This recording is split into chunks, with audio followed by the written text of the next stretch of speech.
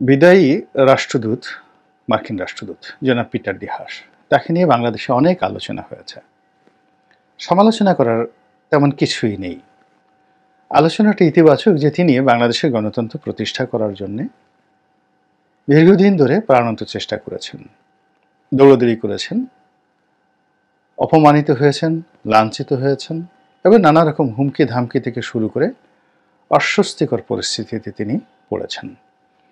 কিন্তু একটা নির্দিষ্ট সময় পর্যন্ত, অর্থাৎ যে নির্বাচন হয়ে গেল জানুয়ারি মাসের 7 তারিখে, এই 7 তারিখের নির্বাচনের ঠিক 15 দিন আগ পর্যন্ত তিনি তার গতি অব্যাহত রেখেছিলেন। পরবর্তীতে তিনি সেটা পেরে ওঠেননি। যে কোনো কারণই হোক না কেন, মার্কিন যুক্তরাষ্ট্র ভারতের কথা মেনে নিয়েছে এবং ভারতের দাবিদারি করেছে এবং দিল্লির দাসত্ব মেনে নিয়েছে। এখন একজন রাষ্ট্রদূত, তার একটা সীমাবদ্ধতা রয়েছে। তিনি ইচ্ছে করলে সবকিছু করতে পারেন না, আবার তার অনেক কিছু করার আছে। তো সেক্ষেত্রে মিস্টার পিটার ডি হাসের কাছে বিএনপি থেকে শুরু করে গণতন্ত্রকামী যারা মানুষ, তাদের যে আকাঙ্ক্ষা, এটি ছিল আকাশচুম্বী, গগনচুম্বী। তো তারা সেটা করেছেন, গগনচুম্বী সেই চিন্তা ভাবনা করেছেন। কিন্তু ultimately mister Peter D Haas একটি সুন্দর নির্বাচন অনুষ্ঠানের যে শেষ পরিণতি, সেই পরিণতি তিনি দিতে পারেননি। দ্বিতীয়ত, নির্বাচন অনুষ্ঠিত হওয়ার পর সঙ্গে সঙ্গে কিছু রাষ্ট্রিক অ্যাকশন সাধারণ মানুষ আশা করেছিল, মার্কিন নিষেধাজ্ঞা থেকে শুরু করে আরও অনেক কিছু। অবস্থার দৃষ্টি মনে হচ্ছিল যে মিস্টার পিটার ডি হাসের কাছে মানুষের যে এক্সপেকটেশন, সেটি অনেকটা জো বাইডেনের মতো বা ব্লিংকেনের মতো। কিন্তু আমেরিকার যে সিস্টেম, সেই সিস্টেম অনুযায়ী মিস্টার ব্লিংকেন বা জো বাইডেন তারাও চেষ্টা করলে অনেক কিছু করতে পারেন না। ফলে সরকার নির্বিবাদে সেই নির্বাচন করে 7 মাস পার করে দিয়েছে। এই 7 মাসের মধ্যে কেবলমাত্র সাবেক সেনাপ্রধান জেনারেল আজিজ, তার বিরুদ্ধে একটা নিষেধাজ্ঞা আসছে। এটা নিয়ে কিছু লোকজন লাফালাফি করেছে, নাচানাচি করেছে, কিন্তু এতে সরকারের একটা পশমেও টান লাগেনি। সরকার তার মতো কাজ করে যাচ্ছে, পর দিল্লি যাচ্ছে, মানে সরকারের যে গতানুগতিক যে কর্মকাণ্ড, সেই কর্মকাণ্ড করে যাচ্ছে। তো এরই মধ্যে মিস্টার পিটার ডি হাসের যে বদলি, এটি নিশ্চিত হয়েছে, নতুন একজন আসবেন। এবং এটা আমি প্রায় 1 বছর আগেই বলেছিলাম যে মিস্টার পিটার ডি হাস আসলে শেষ পর্যন্ত থাকতে পারবেন না। 2 নম্বর এও বলেছিলাম যে মিস্টার পিটার ডি হাস আমেরিকার যে পলিসি, এই পলিসি যে স্ট্যান্ড থাকবে, এটি আমার কাছে মনে হচ্ছে না। এবং পিটার ডি হাস আন্তরিকতা নিয়ে কাজ করছেন, তার মধ্যে কোনো হিপোক্রেসি নেই।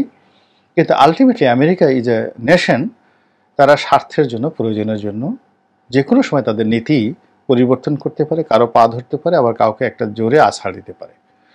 এবং আমি বলেছিলাম টকশো থেকে শুরু করে এই ইউটিউব চ্যানেল, যে আমি সেই ইরাক যুদ্ধের কয়েকদিন আগে মার্কিন পররাষ্ট্রমন্ত্রী, খুবই গুরুত্বপূর্ণ, প্রেসিডেন্টের পরে যিনি গুরুত্বপূর্ণ, তিনি মিস্টার রামসফেল্ড ছিলেন ওই জমানাতে, জুনিয়র বুশের জমানাতে। তো রামসফেল্ড জনাব সাদ্দাম হোসেন সাহেবের কাছে গিয়ে তিনি দাঁড়িয়েছিলেন, আর সাদ্দাম হোসেন পায়ের উপর পা তুলে কথা বলছিলেন। এবং অনেকটা আমাদের পীর মোর্শেদের সামনে যেভাবে লোকজন দাঁড়ায়, ওভাবে রামসফেল্ডের সামনে তিনি দাঁড়িয়েছিলেন। কিন্তু এর অল্প কিছুদিন পরে দেখা গেল মার্কিন যুক্তরাষ্ট্র তার বিরুদ্ধে যুদ্ধ ঘোষণা করেছে। আবার সেই লিবিয়ার গাদ্দাফিরও একই অবস্থা। গাদ্দাফির সঙ্গে ফ্রান্সের তৎকালীন প্রেসিডেন্টের একটা ভালো বন্ধুত্বের সম্পর্ক গড়ে ওঠে, সম্ভবত ভদ্রলোকের নাম নিকোলাস সার্কোজি।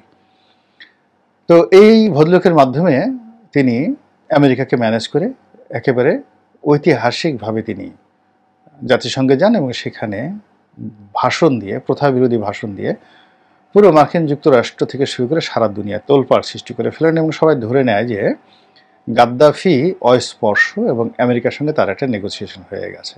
কিন্তু এরপরে শুরু হয় গাদ্দাফির পতন। এরকম অনেক কিছু আছে, অনেক কিছু আছে। আমেরিকার এই পলিসিটা একটা নির্দিষ্ট সিস্টেমে চলে। তো বাংলাদেশে আমরা যেভাবে এক্সপেক্ট করেছিলাম, পিটার ডি হাস যেভাবে এক্সপেক্ট করেছিল, সেইভাবে আসলে হয়নি। আর এটা যে অনাগত দিনে হবে না তাও বলা যাচ্ছে না, আবার হবে তাও বলা যাচ্ছে না। আমেরিকার স্বার্থ, নিজের স্বার্থের বাইরে যাবে না, নিজের পলিসির বাইরে যাবে না, এবং তারা তাদের মতো করে কাজকর্ম করবে। 1। 2 নম্বর হলো, এখন নির্বাচনের খুব কাছাকাছি, জো বাইডেন পাস করবেন কি করবেন না। যদি পাস করেন এক ধরনের পলিসি হবে, যদি মিস্টার ডোনাল্ড ট্রাম্প আসেন তাহলে আওয়ামী লীগের জন্য এটি একটা সুখ স্বপ্ন হয়ে যাবে। এর কারণ হলো ট্রাম্প শুধু আমেরিকার বিষয়ই তিনি দেখবেন, এবং কি ন্যাটোর ব্যাপারেও তার অত আগ্রহ নেই, চীনের ব্যাপারও থাকবে না। আর বাংলাদেশ ভারত তো প্রশ্নই আসে না, নরেন্দ্র মোদীর সঙ্গে ডোনাল্ড ট্রাম্পের একটা ব্যক্তিগত বন্ধুত্ব রয়েছে। ফলে এই বাংলাদেশের বিষয়টি অ্যাবসলিউটলি নরেন্দ্র মোদীর হাতে চলে যাবে যদি ডোনাল্ড ট্রাম্প আমেরিকার প্রেসিডেন্ট হয়ে যান। তো এরকম যে একটি অবস্থা, সেই অবস্থার মধ্যে বাংলাদেশের খবর হলো যে মিস্টার পিটার ডি হাস তিনি চাকরি ছেড়ে দিয়েছেন অভিমান করে, রাগ করে, বিরক্ত হয়ে। এর কারণ হলো বাংলাদেশের ব্যাপারে আমেরিকার যে নীতি ছিল গত ৩ বছর ধরে, যেটা নিয়ে খুব পরিশ্রম করেছেন মিস্টার পিটার ডি হাস, সেটি একেবারে উল্টো স্রোতে গিয়ে যেভাবে মার্কিন যুক্তরাষ্ট্র ভারতের কথা মতো বাংলাদেশের নির্বাচন নিয়ে যে লঙ্কা কাণ্ড ঘটিয়েছে এবং ভারতকে যেভাবে অবাধে একটি ডামি ভোট করতে দিয়েছে, এটি মিস্টার পিটার ডি হাস ব্যক্তিগতভাবে অপমানিত বোধ করেছেন এবং এজন্য তিনি আর চাকরি করবেন না, চাকরি ছেড়ে দিচ্ছেন, এরকম একটি খবর প্রকাশিত হয়েছে। তো এখন সেই খবরটির সত্যতা কতটুকু, তার চাকরি আর কতদিন আছে, কিংবা তিনি নতুন কোনো পদে যোগদান না করে কেন চাকরি ছাড়লেন, এই বিষয়গুলো মিস্টার পিটার ডি হাসের পক্ষ থেকে কোনো কিছু বলা না হলেও তার যারা ঘনিষ্ঠজন রয়েছেন, হয়তো তিনি কারো কাছে কোনো বিষয় শেয়ার করেছেন, সামহাও এটি বাজারে একেবারে সয়লাভ হয়েছে যে মিস্টার পিটার ডি হাস মার্কিন যুক্তরাষ্ট্রের নীতির কারণে তিনি পদত্যাগ করেছেন, নতুন নীতির কারণে। তো এটা যদি হয়ে থাকে, আমি মিস্টার পিটার ডি হাসকে ধন্যবাদ জানাচ্ছি, কৃতজ্ঞতা জানাচ্ছি, এবং তার জন্য আমি প্রার্থনা করব, দীর্ঘদিন আমি তাকে মনে রাখবো তার এই কর্মকাণ্ডের কারণে। এর কারণ হলো যে জীবনে সব কাজে সফল হওয়া যায় না, সব কাজে ভালো ফলাফল পাওয়া যায় না, এবং সবাই জীবনে ঠিক তার যে কাঙ্ক্ষিত মাকাম সেখানে পৌঁছাতে পারে না। কিন্তু মানুষ যখন চেষ্টা করে, বারবার চেষ্টা করে, এই চেষ্টাটাই কিন্তু ইতিহাস থেকে যায়। এই চেষ্টার ফলে ইতিহাস গড়ে ওঠে এবং তার সেই চেষ্টার ফলশ্রুতিতে অন্য কেউ এসে হয়তো সেই হালটা ধরে। তো মিস্টার পিটার ডি হাস চলে যাবেন, বাংলাদেশ তাকে যথেষ্ট সম্মান দিয়েছে, মর্যাদা দিয়েছে। তিনি সাধারণ মানুষের হৃদয়ের মধ্যে একটা চমৎকার সম্মান এবং মর্যাদার আসন তিনি তৈরি করে ফেলেছেন। তাকে নিয়ে অনেক কিছু হয়েছে, অনাগত দিনেও হবে। ফলে তার যে অসম্পূর্ণ কর্ম, সেই অসম্পূর্ণ কর্ম যদি তার পরবর্তী যিনি আসছেন তিনি এগিয়ে নেন, তাহলে হয়তো এই তার যে শ্রম সেটি কাজে লাগবে, নাম্বার 1। নাম্বার 2 হলো তিনি যে দৃষ্টান্ত স্থাপন করেছেন, এটিও মার্কিন প্রশাসনে যারা খুব দ্রুত সিদ্ধান্ত পরিবর্তন করেন, ব্যক্তি হোক, প্রতিষ্ঠান হোক, ঊর্ধ্বতন কর্তৃপক্ষ হোক, তাদের জন্য এটি একটা লেসন, একটা শিক্ষা, যে একজন রাষ্ট্রদূত তার যে কর্মকাণ্ড, সেই কর্মকাণ্ডের কারণে তিনি অপমান বোধ করায় তিনি পদত্যাগ করেছেন। আমাদের দেশে তো পদত্যাগ মানে পা কেটে ফেলা না পর্যন্ত কেউ পদত্যাগ করতে চায় না, পা তার লাগবেই।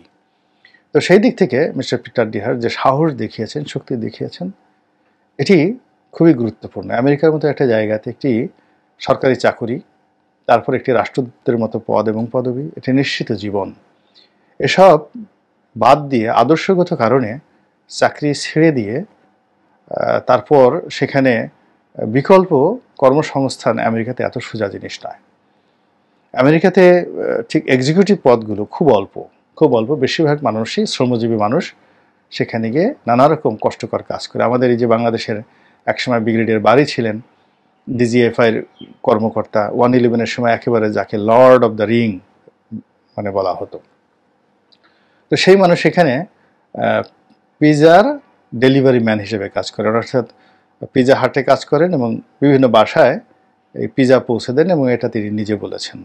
সেখানে তাকে নিজে গাড়ি চালিয়ে বা হুন্ডা চালিয়ে, ওখান থেকে বোধহয় হুন্ডা না, গাড়ি চালিয়ে তাকে সেই পিজা ডেলিভারি দিতে হয়। সেই কাজ একজন ব্রিগেডিয়ার তিনি সেখানে করতে বাধ্য হচ্ছেন। এইটা হলো সেই দেশের সমাজের যে কাঠামো, সেই কাঠামো। বেশিরভাগ মানুষই 2-3টা চাকরি করে, কেউ হয়তো ড্রাইভিং করে, কেউ হয়তো কোনো দোকানে পার্ট টাইম সেলসম্যান কাজ করে, এখানে 3 দিন, ওখানে 3 দিন, এসব মিলিয়ে মাসে তাকে $8-10,000 ইনকাম করতে হয়। মানে একজন সিঙ্গেল লোক যদি ছোট্ট একটা রুম নিয়ে নিউ ইয়র্ক সিটিতে থাকে, তাহলেও তাকে $5,000 তার লাগে। নিউ ইয়র্ক শহরে $5,000 লাগে, আর যদি বড় পরিবার নিয়ে থাকে সেটা আরও বেশি। তো এই টাকাটা উপার্জন করার জন্য তাকে পরিশ্রম করতে হয়। তো সেই দিক থেকে যদি কোনো সরকারি চাকরিতে কেউ থাকে, তাহলে তার যে নিশ্চিত একটা জীবন থাকে, সেই জীবনটি বাদ দিয়ে মিস্টার পিটার ডি হাস যদি গণতন্ত্রের জন্য, বাংলাদেশের জন্য সত্যিকার অর্থে তিনি চাকরি থেকে পদত্যাগ করেন, আমি তাকে সম্মান জানাবো, শ্রদ্ধা জানাবো এবং তার জন্য দোয়া করব।